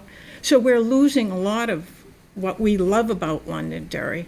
So I'm not against this project at all, but I want you to work with the people here and the wildlife to coexist, especially with Merrill's Farm so close on the east side of your property. You know, I worry about that because I know they have to go through a lot of federal regulations and, you know, that they have to deal with for them to be able to grow their products there. So I hope you'll listen to me. I'm not a, you know, I've never came out and said something like this before. But I see people up there coexisting. The traffic is hell, yes. And hopefully we can do the mitigations on Old Mammoth Road, because I love that old area. And I hope you can see where we're coming from. The people in Londonderry have given a lot for this country. I mean, during World War II, they lost their homes so they can enlarge the airport at the time to make Rainier Field. People they know lost their homesteads, their you know, from the 1800s, they were taken from them. So people in this northern area of town have gone through a lot over the years. There was supposed to be that the highway going through the north end at one time to the airport from 93, and it was, you know, they feared that would cut through the old village, the North Village there. You have a chance to prove to this area, the people in this area and the people in Londonderry, that you can put a great product out, a wonderful development, and coexist with the people around you. And I hope I pulled on a little bit of your heartstrings, but conservation does a wonderful job in town, but their hands are tied a lot of the time. You have a chance to do something because the town did, we did spend money for the conservation easement on some of the Merrill's land that abuts yours. So I think work together and everybody will be, well, hopefully everybody will see, you know, good in your project, you know. Anyways. We accept your challenge. My violin will be put down now. Thank you, Ann. Yeah. Anything else from the board? Mr. Chair, I'd like to make just a general comment. Yes, sir. Up that way, and it's really directed toward Kelly and John, but to Mike Malaguti and to Sean Faber as well. And that is, you know, we've seen a lot of development coming in the Pettingill Road area. We have the hospital we talked about just last week, this development, the development in Manchester. There's still a lot of open land up there. I think we really need a comprehensive corridor plan that would take us from Pettingill Road and Ray Wyzorg Drive all the way over to Rockingham Road, down Rockingham Road to 93. We have a lot of independent roads. We have a lot of little things going on, you know, the mitigation project in the North Village, but I just haven't seen one plan that ties it all together, looking at the best way to deal with traffic and what's going to be going on in the future, and doing the best we can to protect the North Village. So I'd like to see the town take that as a priority, you know, concurrent with all this development activity happening up there. It could be like a focused master plan, which we have done the Route 28 area up in the north. We've actually already started doing it for Pettingill and not quite to the extent that you referenced all the way to 93, but just about. Because the focus plan can be an addendum to the master plan that we will be working on hopefully soon. Because in my wildest dreams, I'd see us come up with a way to direct most of this traffic over to the turnpike, you know, through Pettingill Road, and have very little go Grenier Field Road, Rockingham Road down to 93. I know that's not going to happen, but I think we need to have an end-to-end plan and figure out what's really best for that whole line of traffic, that whole corridor, that traffic corridor. I think it's gonna be, well, a lot of it is engineering, the way the roads are laid out and designed to get people to flow in a certain way. So there's the science behind it. I'm sure John is very familiar with it anyway. So. Well, I Thank think you, Lou. that's a good comment. Yeah, I But agree. I think we also have to have the budget. I think we gotta start putting some money towards the infrastructure in town. I mean, we hear it every single time. Yep. That these roads are substandard. And, I don't think it's necessarily the developers that do it, but, you know, there's gonna be $2.5 million coming into the town, and when it's fully built out annually, why can't we put some of that money towards some of these improvements that everybody's concerned with? We used to do that. It was turned into a little problem. It Probably took I 5 could- years to unravel it. Yeah, probably I can piggyback on that also. I think probably at least in the near future, I'd love to have our staff come in and give us a presentation in regards to residential growth, especially in 2023. What I'd like to see is looking back 10 years or a moving average of what we have allowed, because that'll take into account the COVID period, but also probably about 6 years before the COVID period, so it would at least average it out so we'd have a better idea. But I'm looking at the number of building units, in particular for single-family condos, apartments, so forth, so that we know where the building is. And, I mean, this has been graphed out in the past, I know, but also, this is what especially town council, the town manager need to do, is take a look at those numbers and correlate it with the needs, infrastructure needs, because that's what we're interested in. At what point do we pull the plug on this or anything? And at what point, because we hear from people all the time, we're growing too fast, we got too many people here. And then the next thing is all the traffic problems. So there's got to be some control and growth. We've had growth management ordinance in the past. It only applies to residential growth, but it needs to have some facts. And growth management in the state of New Hampshire is temporary for the town to develop its infrastructure. Right now, our infrastructure, I think we are in decent shape. We've got to start preparing for the future. I haven't seen much in the way of preparation for that at this point in time, but that needs to be done. I have Jeff bugging in my ear first. Do it. Do it. Yeah, and It's not bugging. You don't bug me, Jeff. Thank you. I appreciate that. If you want to say it louder, more. No, but you know, I agree with everyone. You know, the comments that everyone was saying. But you know, kind of bring it back to this the PUD that's on the table here. You know, overall, it's like life. You have to grow. And this is one of those developments that really kind of grows with the town.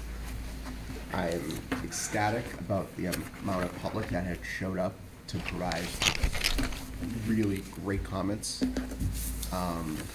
and you know, feedback to us.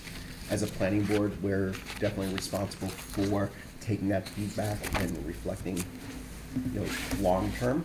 You know, really encouraged by the work our town staff is doing with kind of, you know, with these items. Nothing can be solved tonight. We can't snap our fingers and say traffic is fixed.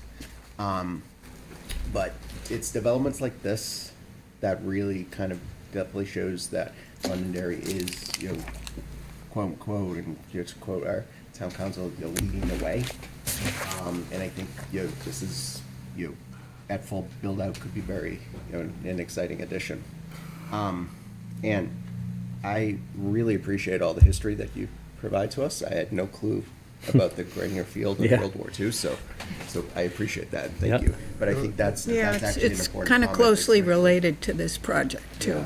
I think that's you know, it may not feel like it is, but I think that's actually a really kind of good historical element, you know, for this. So. Thank you, Jeff. Thank You you. know, it was a big air base in World War II, because one of my wife's relatives was a B-17 pilot, flew out of Grenier Field over Germany, went back again, and survived. All right. Before I begin to close up comments from us, the board, does anybody have anything real quick?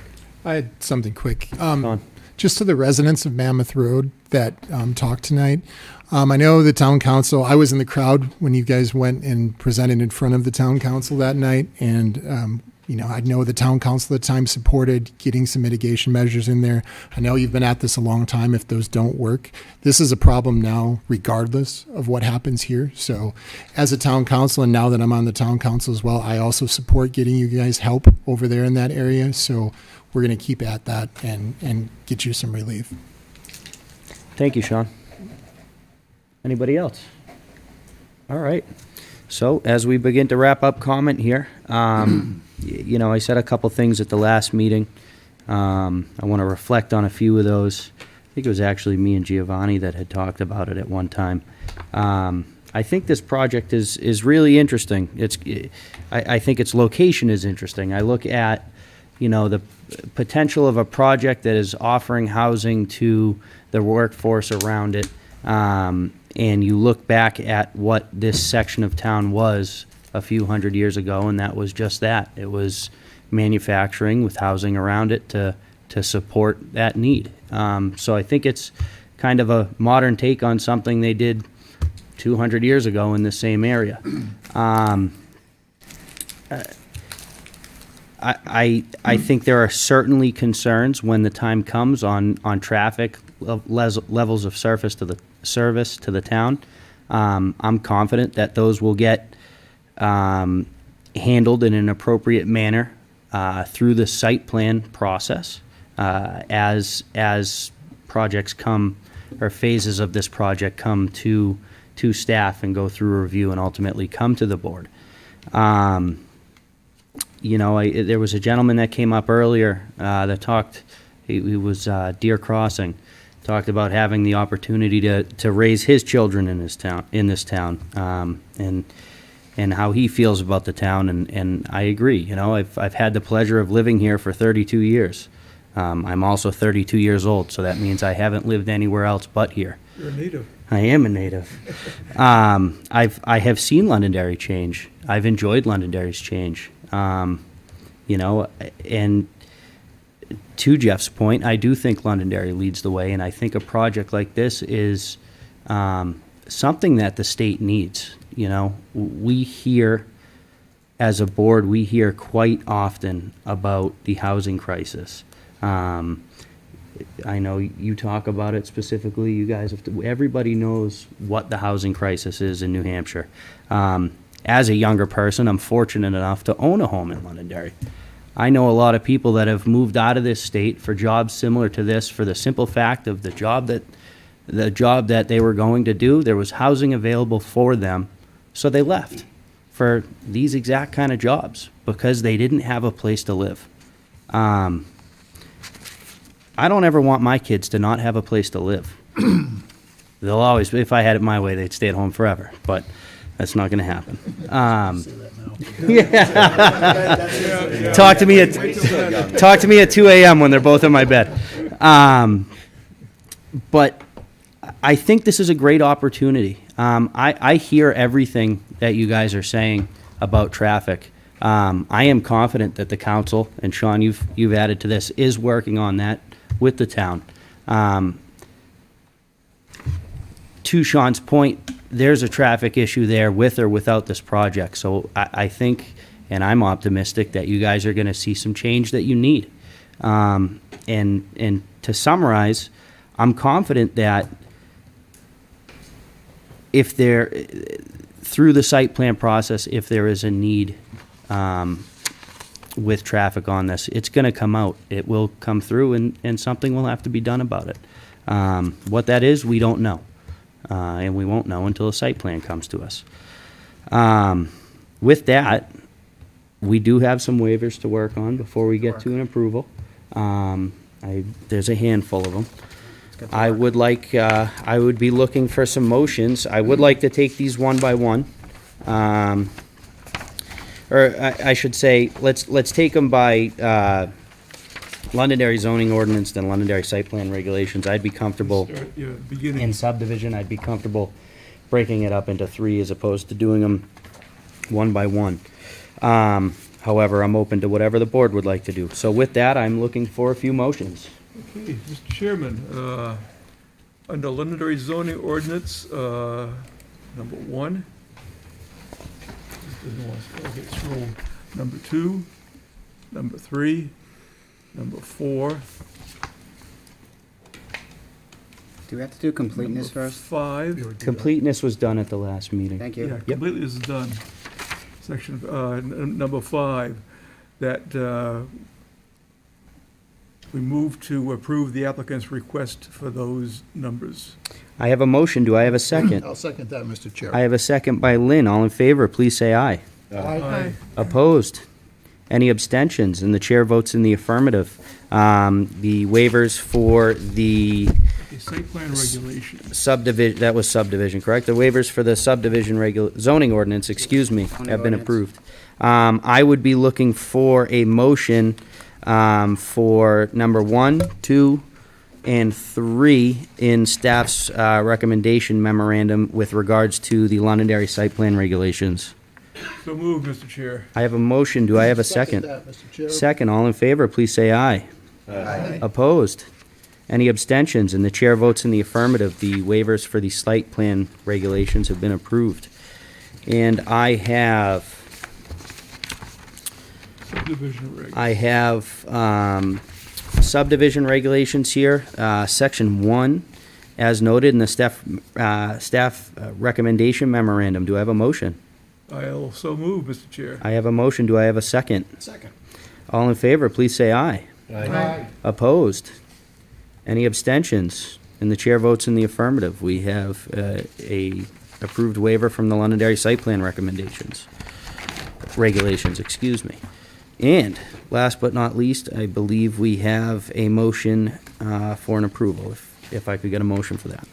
Mr. Chair, I will move that we conditionally approve the Village on Technology Hill Planned Unit Development Master Plan revised April 26, 2024.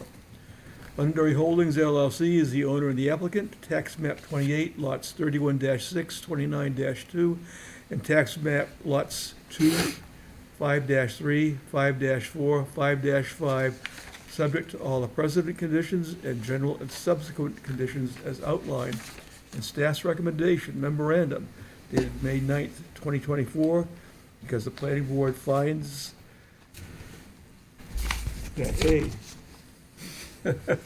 there's a lot of reading here. If We could probably summarize it as that, As, as noted in the recommendation memorandum. yes, there's A, there's B.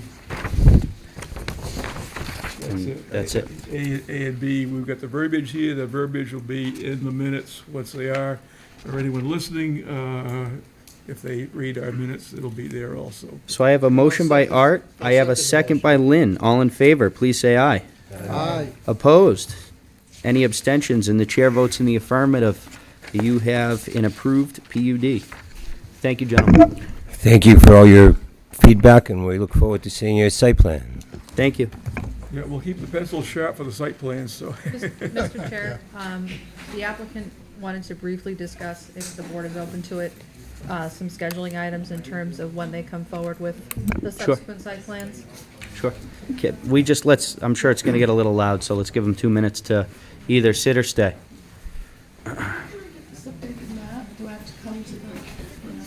To the planning department.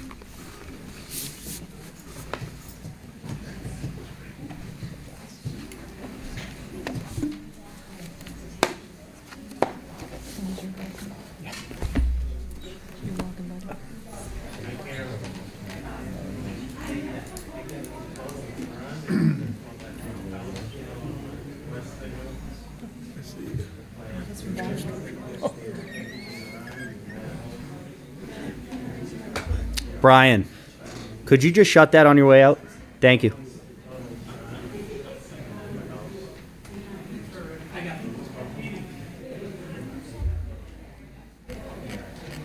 All right, folks, thank you for waiting a minute. Kelly, sorry about that. Mr. Chair, the applicant wanted to discuss potential special meetings to be scheduled in the future as they come forward with their subsequent site plans. And I believe the date that they're considering is June 26th. Correct. I'm not sure on the date per se. I don't have any yes or no to the date. I would certainly be in favor of a meeting for it.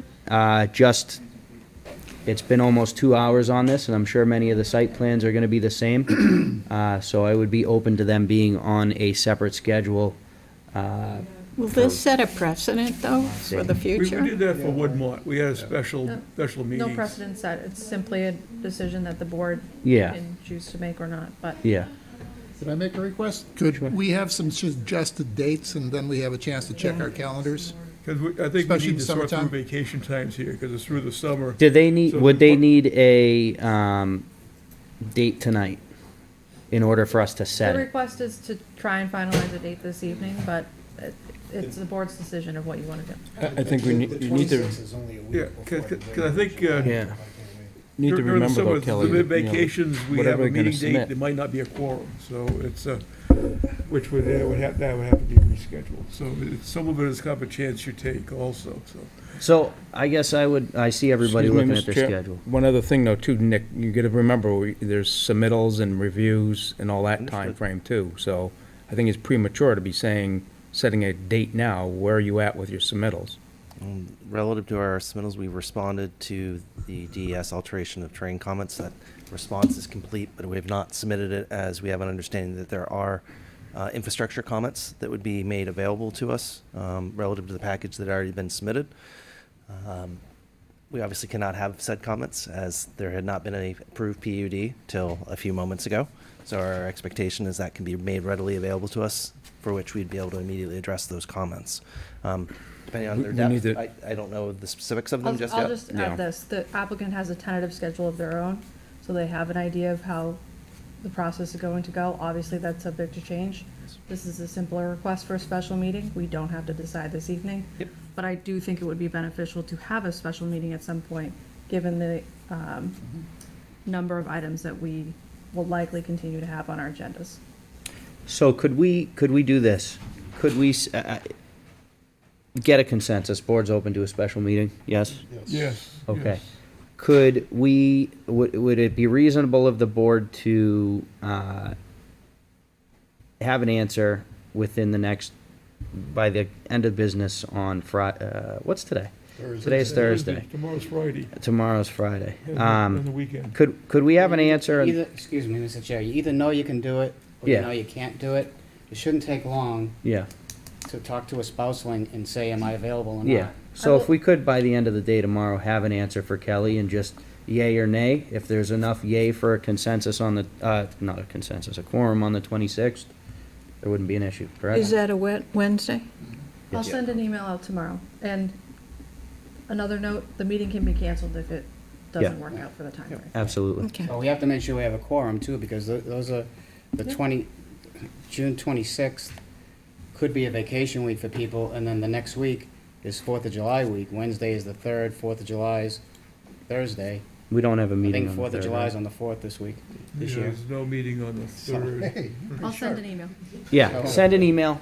If we have a quorum, perfect. If not, we can either pick another date or, but it seems as though the board is certainly open to it and more than welcome to, but We'll try to accommodate what there is coming, as long as we know ahead of time. Very, very appreciative of the.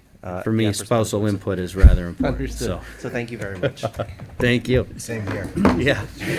Lynn, Is it premature to ask, are we gonna have a meeting on July 3rd? we are not. I believe there's No not meeting one July scheduled. Yeah, Yeah, it's not scheduled, but fantastic. I already moved my vacation around. Move it again. you're retired, Tony, you got a moving vacation. Before we wrap up, For an extra week. Kelly, do we need to do our second consecutive rules of procedure? It's up to you if you want to wait. You guys want to get that done real Let's do quick? it. Yes. No. So, our rules of procedure, we went over them last night. The board all agreed on everything and is comfortable with everything in the rules of procedure. They were in our meeting packet. I think we've all read them plenty of times. And would the board like me to read them out loud, or are we comfortable with them? I'm comfortable. Comfortable with them. Mr. Chairman, I will move that we approve second reading of our rules of procedure and adopt them. I have a motion. Do I have a I'll second second? that, Mr. Chair. I have a second by Lynn. All in favor, please say aye. Aye. Opposed? Any abstentions? And the chair votes in the affirmative. The rules of procedure will now be adopted. Anything else from the board before we have a motion to adjourn? Looking for a motion. Just one quick. Second. Maybe Sean can work with the town council, because one of the very effective tools we had probably going back 20, 25 years is purchase of open space. A very active program, and the town would appropriate $1 million town meeting each year. And that was a very successful program. I actually kept the number of students down at that point of time in the school system, and it, took land out of use that we need. We heard from people last night saying that, why do you need to build out everything? Well, the other answer is, town buys the land. And then, and the Conservation Commission was very active under the leadership of Mike Speltz. And we've had several, in probably the past 20 years, task force that looked at purchasing land. Does anyone have the number off the top of their head, how many acres of land the town of Londonderry has purchased or acquired? I see you giving 3,000. 3,000? 3,000 or more. 3,000 or more? It's a good number, because other towns have looked at us in the programs and tried to emulate. The thing is the support from the town to raise the money. Great. And it has been very successful in the past. Whether these times, I don't know. Yeah. That's, We'll have to discuss that. politically, we'll Absolutely. figure out where everything is. Is there a guesstimate on how many rental apartments we have in town? Is that possible? I do have that, I just don't have it off the top of my head. Okay. Come on, Kelly. How about roads? How many roads do we have in town? I believe we have 189 miles or something, right? 170, isn't it? 193 miles Is that 11 of o'clock? public maintained roadway. Is that right? Motion to adjourn? Motion, second. Hey, I think I already We seconded did it. have a second. All in favor, please say aye. Aye. We are adjourned.